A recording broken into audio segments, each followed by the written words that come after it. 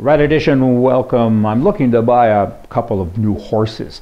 True story. And I sent my brother an email and I said, do you know of anybody in Calgary or someplace like that that has a couple of good horses to sell? And he sent me back this little joke. It's kind of cute, you know, make sure you buy a tall horse. Hey, just sharing with you. Weirdness. States in the United States of America with capital punishment laws have another law that states that one must be in good health in order to be put to death. That seems so weird to me. That's weirdness. If you got it, do you get it? I mean, it's really true. A lot of guys have actually been, you know, it's their turn. I see you, you're going to die today. And I got the flu, and I got this and that. And if in fact they really do have the flu, it's postponed. Hey, who knew that? Not me. Colt Defense has filed for bankruptcy, and they owe $355 million. Colt has been in trouble since 2013 when they lost a key contract supplying the U.S. Army with M4 rifles and more than 175 years of history. What a shame that is. I mean, particularly with Obama. He's the best salesman that the gun industry has ever had. And I don't understand that even though they lost the contract, you think they kind of still would be in business when, you know, there's lineups to buy guns and ammunition. But in any event, that's what's going on.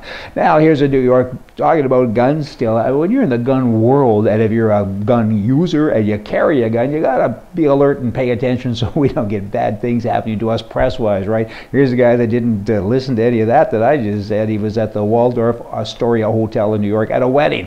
And he had a permit and so on for the gun, concealed gun, and somehow or another, I don't know if he was dancing or what he was doing, but he ended up being charged with reckless endangerment and assault because his gun went off 4 times. 4 times, shot into the floor. Nobody got hurt or anything else, but that's pretty bizarre stuff. California, they're now going to do a 10-cent gas tax hike. I don't know why anybody thinks that's news. Of course they do. When you spend other people's money, you want to keep going until they don't have any of it left. Peter MacKay in Canada. He served for 18 years, and he probably makes upwards to $300,000 a year, more or less. And now he's retired, and he's going to get $120,000 a year for the rest of his life. And then he's going to go out and do other kinds of things, too. And is he a statesman? Did he really help the country? A lot of people have a lot of questions about all of that. But pensions, that's a big thing. I mean, should people get pensions? I mean, wow, these guys, you'd think when you make 300 grand a year, you could look after your own future, maybe look after your own pension.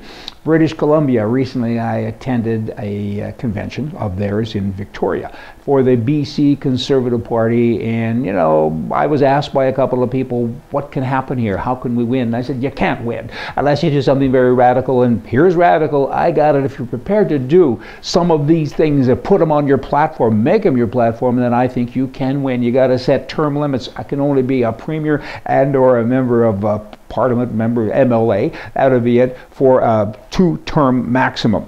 Okay, so term limits, no pensions. Cancel everybody's pension and try to make it retroactive. Really shake everybody up. Take it back 20 years if you can. Get rid of every pension. Get rid of ICBC, which is the state-owned car insurance, because you know what? I don't have a choice. The socialists took away my choice. I should be able to go out and pick who I want to insure my car with. Take away the property transfer tax.